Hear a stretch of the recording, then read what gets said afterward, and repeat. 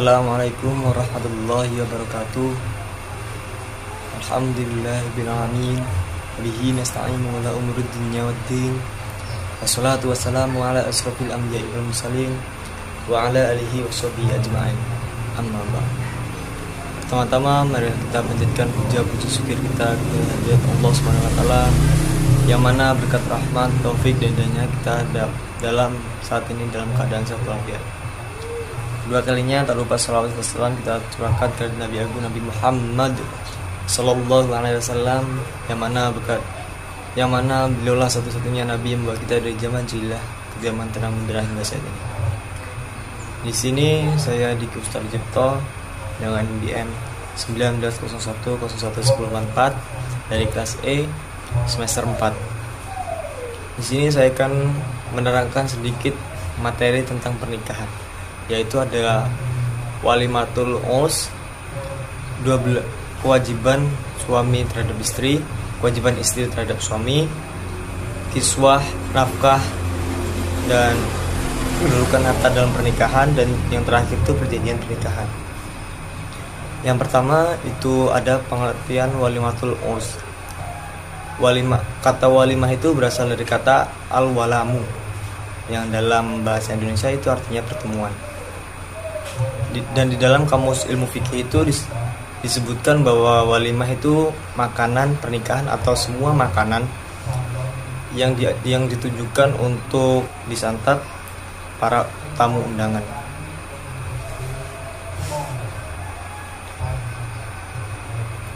Kemudian kata al-urs itu dalam bahasa Arab, atau kata al-urs sendiri itu ada 3 huruf, yaitu ain, yang kedua ro, yang dan ketiga sin. Itu karena posisinya sebagai mudhaf ain, maka ditambah alif lam atau alif lam ma'rifah. Jika ditulis dalam bahasa Arab menjadi al-urs. Kata al-urs itu sendiri itu kata walimatul urs, yaitu artinya itu az-zifaf. Dalam kalimat walimatul urs itu artinya adalah al-zifaf wal tajwid, perkawinan dan pernikahan. Bentuk keluar dari al-urs adalah al-arusyu. Hukum walimatul urs. Walimatul urs itu biasanya dilakukan sebelum melakukan ijab qabul atau sesudahnya. Biasanya juga diisi dengan pembacaan ayat suci Al-Quran dan juga sholat Nabi dengan tujuan ingin diperlancarkan acaranya pernikahannya, dan juga dijadikan keluarga yang sakinah, mawaddah dan warahmah.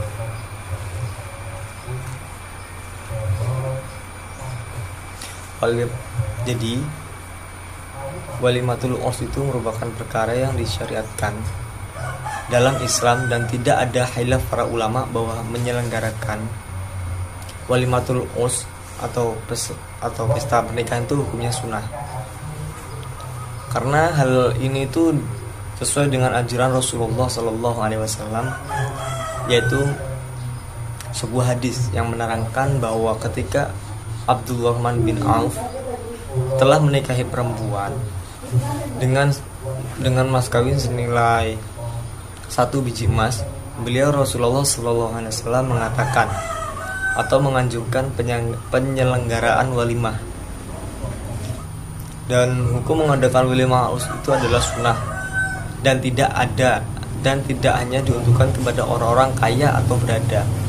Namun di undangan tersebut itu dipergunakan atau diperuntukkan untuk orang-orang miskin sekitar, gunanya untuk merasakan hidangan di hari bahagianya orang tersebut yang melakukan pernikahan. Dan Nabi Muhammad SAW itu bersabda, yang artinya makanan paling buruk adalah makanan dalam walimah yang hanya mengundang orang-orang kaya saja untuk dimakan, sedangkan orang-orang miskin tersebut tidak diundang. Barang siapa tidak menghadiri undangan walimah, maka ia durhaka kepada Allah Subhanahu wa taala dan Rasulnya. Materi yang kedua itu adalah kewajiban suami terhadap istri dalam keluarga. Yang pertama itu bergaul dan bertutur kata yang lembut kepada istri. Maksudnya itu bergaul dengan baik. Di sini dimaksudkan untuk suami hendaknya itu berinteraksi dengan istri secara baik-baik dan santun. Dan yang kedua itu menunjukkan kasih sayang. Maksudnya menunjukkan kasih sayang itu salah satu kewajiban suami pada istri itu dalam Islam adalah selalu menunjukkan kasih sayang pada istri. Meski sedang merasa marah, seorang suami itu tetap dituntut untuk berlaku baik pada istrinya. Dan Rasulullah SAW pun melakukan hal yang sama kepada istrinya dahulu kala. Dan yang ketiga itu adalah bersikap lapang saat sendiri. Maksudnya seorang suami itu sebaiknya memiliki kemandirian sehingga saat istri tidak ada, ia dapat melayani dirinya sendiri dengan baik tanpa mengeluh. Dan yang keempat itu memaafkan istri bila istri melakukan kesalahan. Dalam agama Islam itu memaafkan seseorang sangat dianjurkan. Karenanya seorang suami hendaknya memaafkan kesalahan istri dan mencoba untuk berkomunikasi dengan baik saat menyelesaikan masalah. Dan yang terakhir adalah tidak banyak berdebat. Maksudnya berdebat tidak selalu berdampak baik. Bila sewaktu-waktu perdebatan dengan istri terjadi, sebaiknya seorang suami itu dapat menghargai pendapat istri sekalipun ia kurang setuju. Dan materi yang ketiga itu adalah kewajiban istri terhadap suami dalam keluarga. Dan yang pertama itu ada menanti suami. Hal yang wajib dilakukan oleh seorang istri adalah menanti suami, karena ini termasuk patuh ketika suami menyuruhnya untuk beribadah, menutup aurat, dan lain sebagainya. Namun istri wajib taat kecuali dalam hal-hal yang melanggar aturan agama atau kesusilaan. Hal ini sebagaimana yang dijelaskan dalam Quran surat An-Nisa ayat 34 yang memiliki arti kaum laki-laki itu pemimpin wanita, karena Allah telah melebihkan bagian mereka atau laki-laki itu alas bagian yang lain, dan karena mereka laki-laki telah menafkahkan harta mereka, maka wanita yang solehah ia mereka yang taat kepada Allah dan memelihara diri ketika suaminya tidak ada menuntut apa yang Allah kehendaki. Dan yang kedua itu adalah menjaga harta, rumah, dan kehormatan suami. Ketika suami wajib memberikan nafkah berupa penghasilannya kepada istri, maka istri wajib menjaganya. Artinya istri itu wajib merawat dan menjaga harta yang suaminya berikan. Bahkan jika memungkinkan, istri dapat mengembangkan harta tersebut. Dan yang ketiga itu adalah mencari ridho suami dan menghindari kemurkanya. Di dalam ajaran Islam itu seorang istri itu juga wajib mendapatkan kerelaan atau ridho dari suami. Ini karena ridho suami merupakan tiket seorang istri untuk mendapatkan surga dan kebahagiaan di akhirat. Maka dari itu, istri itu harus berusaha untuk mendapatkan ridho dari suami dengan berbagai macam cara. Contohnya seperti melakukan tindakan yang menyenangkan suami dan membantu suami menyelesaikan pekerjaannya, dan bisa juga mematuhi kebutuhan suami dan sebagainya. Kemudian itu ada selalu menunjukkan wajah yang manis dan menyenangkan. Maksudnya menunjukkan wajah yang manis itu terlalu akan memberikan kebahagiaan bagi suami yang melihatnya. Oleh karena itu, hal ini termasuk sebagai kewajiban wajib bagi seorang istri terhadap suami dan pernikahan menurut Islam. Sedangkan untuk menyenangkan suami itu seorang istri itu harus melakukan sesuatu yang dapat menimbulkan rasa bahagia dalam hati pasangan. Tidak perlu mewah atau sulit. Bisa dengan memasak menu favorit suami atau sekedar dengan membelikan hadiah kecil. Dan materi yang selanjutnya adalah kiswah, nafkah, dan tempat tinggal. Dan pertama itu definisi nafkah. Nafkah itu dalam kamus bahasa Indonesia itu adalah belanja untuk hidup. Pendapatan suami wajib memberikan kepada istrinya. Dan pembagian nafkah itu dibagi menjadi dua macam. Yang pertama itu adalah kewajiban menafkahi istri itu maksudnya seorang suami itu mempunyai kewajiban untuk memberikan nafkah kepada istrinya dalam segala kondisi, baik dalam kondisi lahir maupun batin, atau bisa jadi dengan keadaan masih kecil atau miskin atau kaya, muslimah atau seorang dolim, sampai walau seorang istri mempunyai sebuah cacat fisik yang mengakibatkan seorang suami tidak bisa mencampur dengan istrinya lagi. Dan yang kedua itu ada pendapatan fuqaha mengenai kadar nafkah.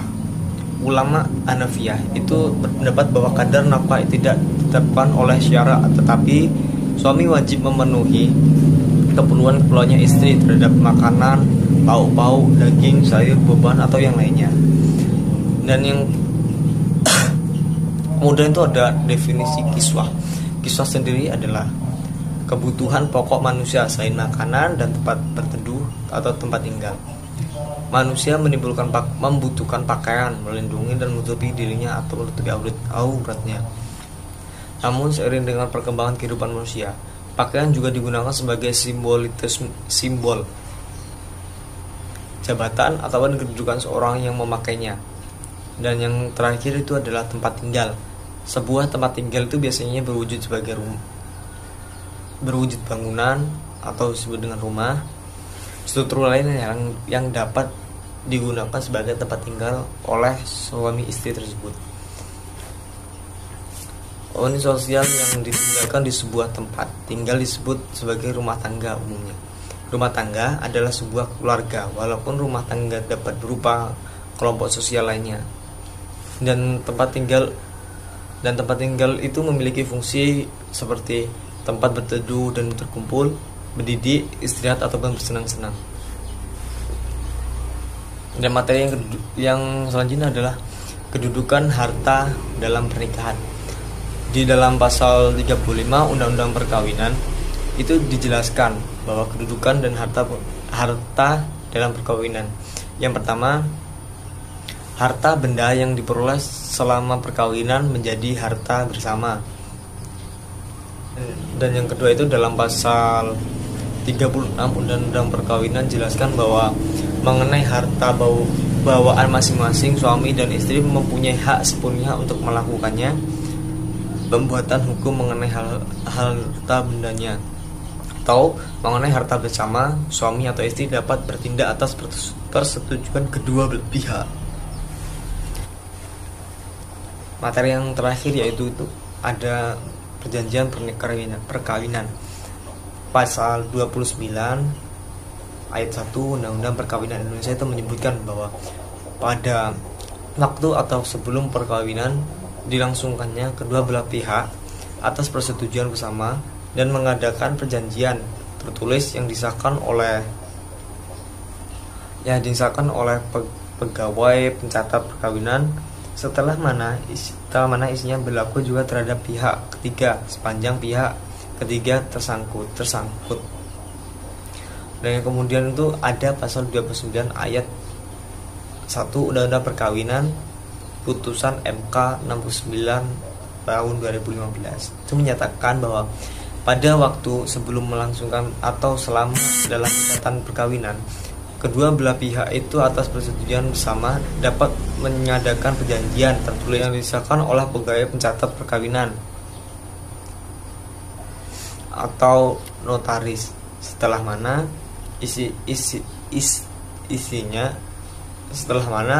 isinya berlaku juga terhadap pihak ketiga sepanjang pihak ketiga tersangkut. Mungkin itu saja dari saya, kurang lebihnya mohon maaf. Saya akhiri, wabillahi taufiq wal hidayah. Assalamualaikum warahmatullahi wabarakatuh.